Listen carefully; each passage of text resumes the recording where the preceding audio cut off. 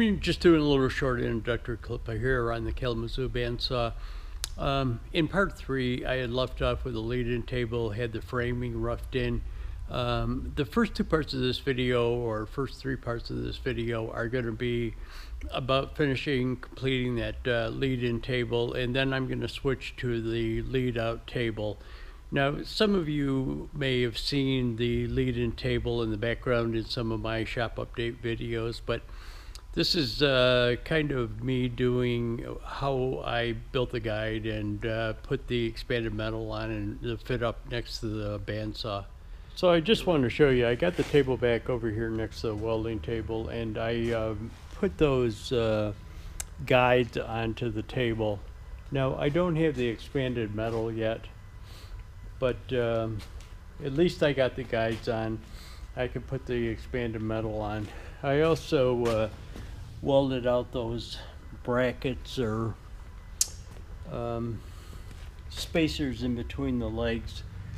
Just welded them out on top, so I will be getting the expanded metal maybe tomorrow, but and get that on, put the expanded metal on, and then I can get it painted also. So I'll bring you back when I get that expanded metal and get it on.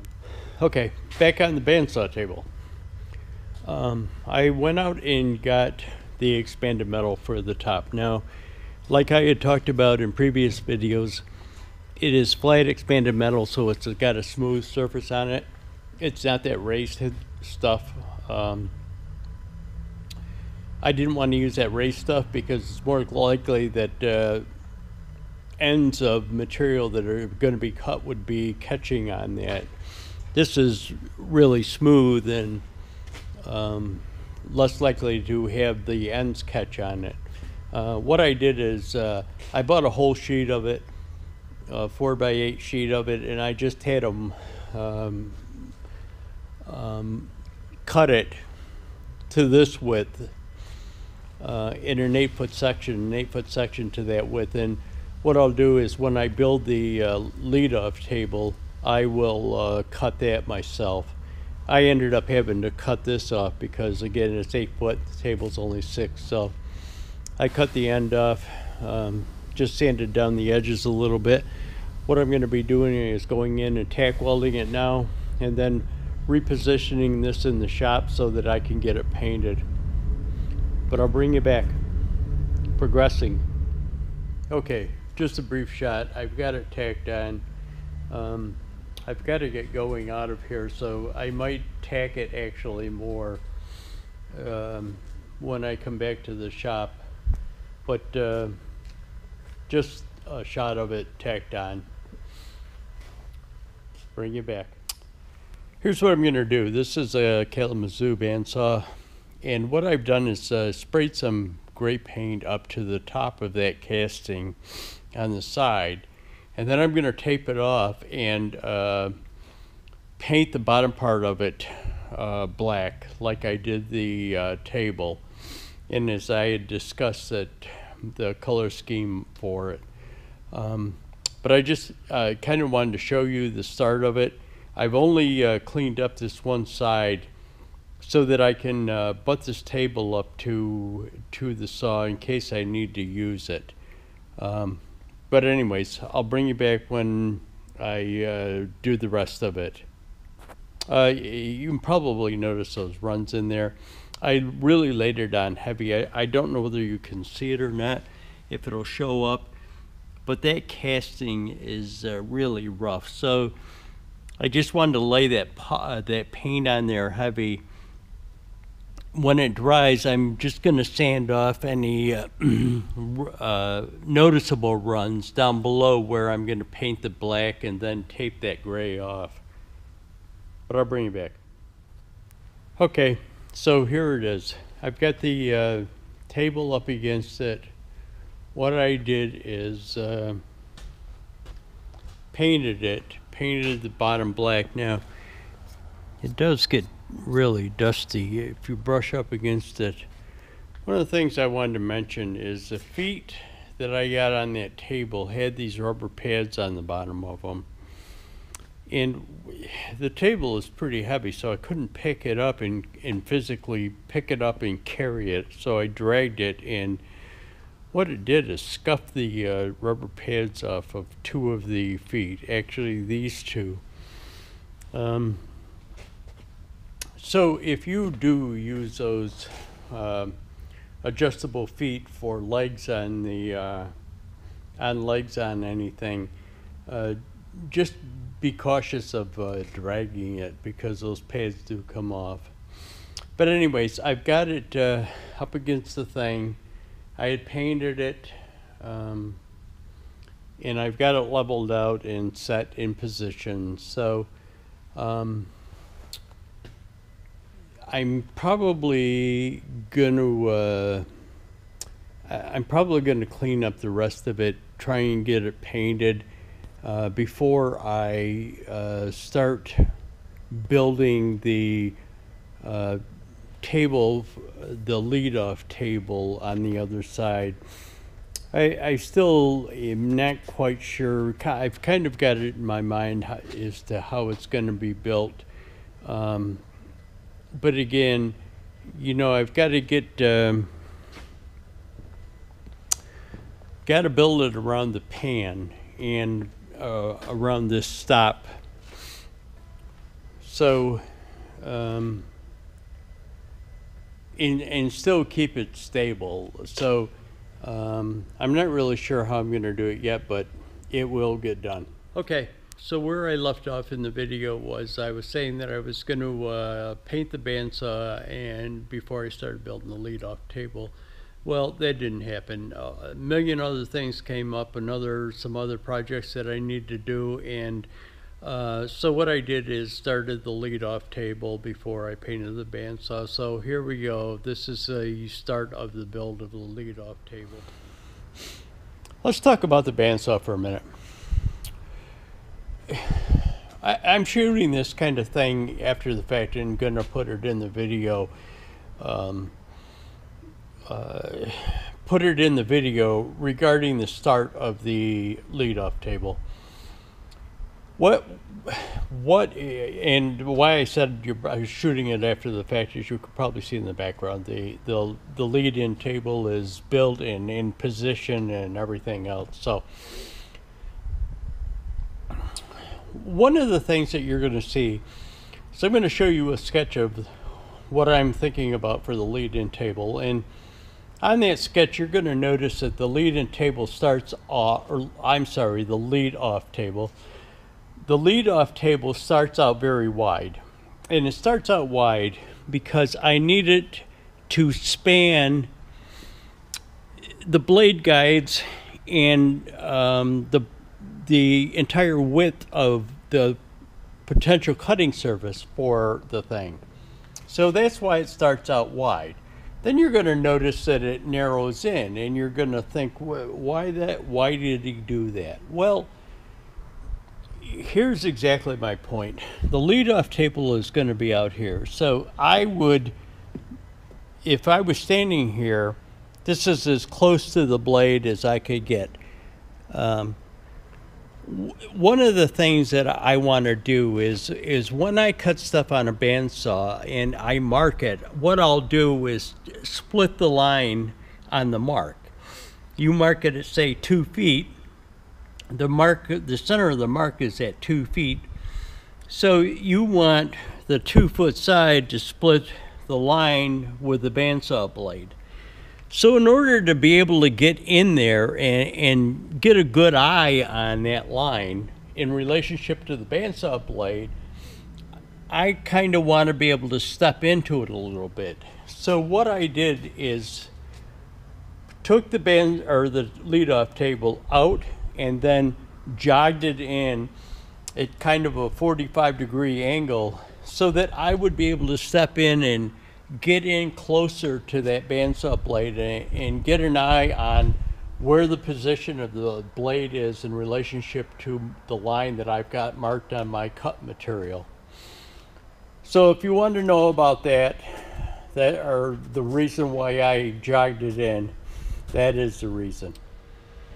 Okay, so we're back on the bandsaw table, And what I've got here is, and I will take you over the bandsaw and show it to you. Where the bandsaw blade comes down is lower than the table. So in other words, you get a cut through the material that's laying on the table. The bandsaw blade comes down about an inch below the surface of the table, so you get a clean cut all the way through the material.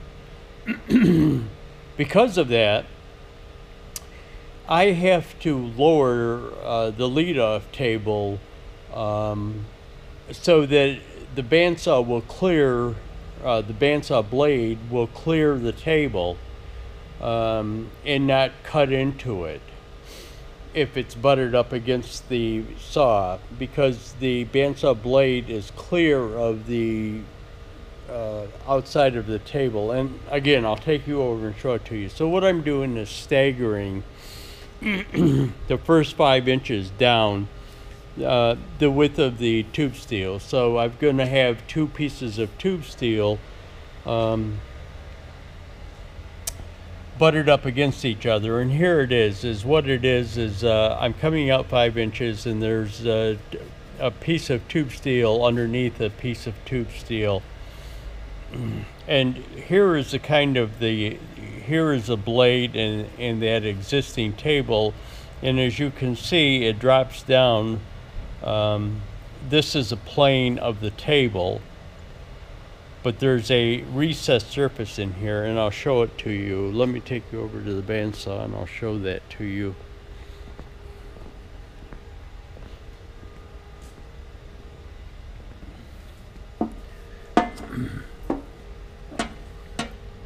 See, there's a recessed surface where the blade actually comes down below the surface of the table. So surface of the table, and the blade goes down. Now I said an inch, it's not really an inch, it's probably more like half an inch. But anyways, to clear that and to butt up against this, I'm gonna bring these 2 pieces down below and then come out here and set the table height on it so that I have a clear notch for the bandsaw blade. I hope that you understand my explanation for that. But anyways, I'll bring you back. One of the things that I'm doing is lead-off table for the bandsaw. I've got it set up in the chop saw because I have to cut a 22.5 degree angle, and I can't do it in this one.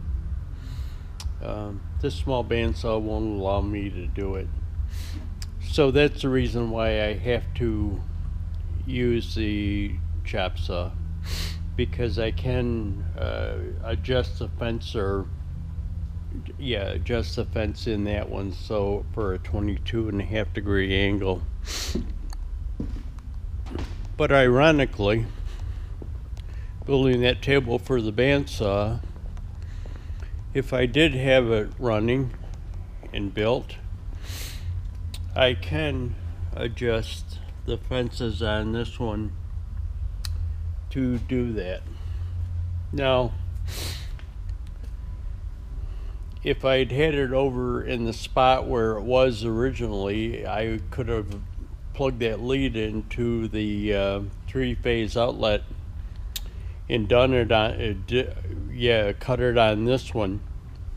But since I moved it over here and don't have the electricity run yet, I can't do it. So just an ironic little part to the bandsaw. Okay, so here's the angle after I cut the 22.5 degrees. I've got it taped on this side. I welded it out on the other side. Was going to shoot a video of me welding this, but my other camera, the battery's dead on it. So I'll bring you back when I get it welded out. Okay, so here's the tabletop laid out on top of the welding table. I just got it clamped down and I kind of squared it up. I've got to cut this end of this piece of tube steel off so that it aligns, but that's the kind of the way the top of it's going to lay out. I've got to do something for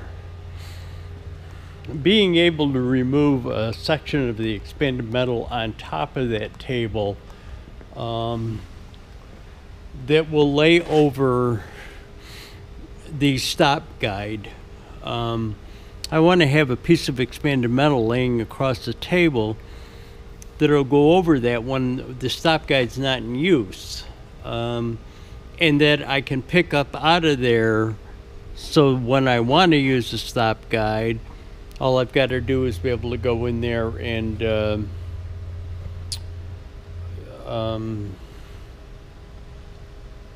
pull it up, take that piece of expanded metal out, and be able to pull the stop guide up so that I can use it. But so what I've got to do is figure out some kind of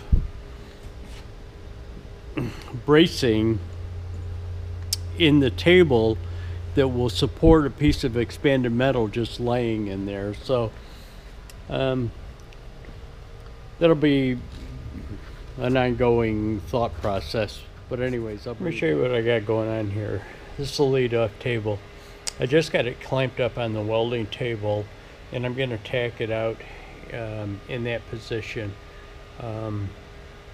So that's kind of what it's going to look like. And again, I've got to make that opening over on the right hand side, the far right hand side, for a piece of the expanded metal that can be lifted off so that I can use that stop block on the bandsaw. That stop block has to swivel up, so logically I couldn't put a piece of fixed expanded metal across the top of it, or I'd never be able to swivel it up. But anyways, there it is. I was going to show you with the other camera tacking this up. I use the other camera around welding so that weld spatter doesn't get on the lens of this camera. But anyways, that the battery was dead on the thing, so I'll bring you back. Okay, so this battery probably is not fully charged, but I should be able to get a weld out of it. So what I've done is I've welded out the other side when it was on the other side of the table. Then I flipped it over to weld out the bottom side of it. I've got one weld on it, and I'll show you as many as I can before the camera dies.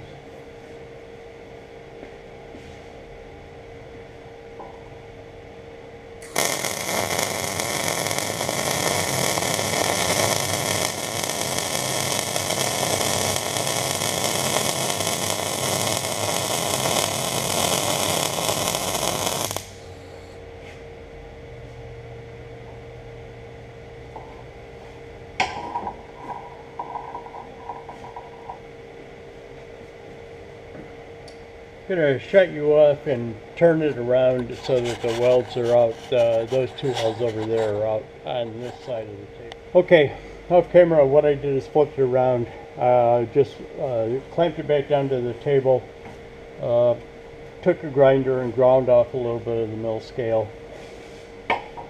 Here we go.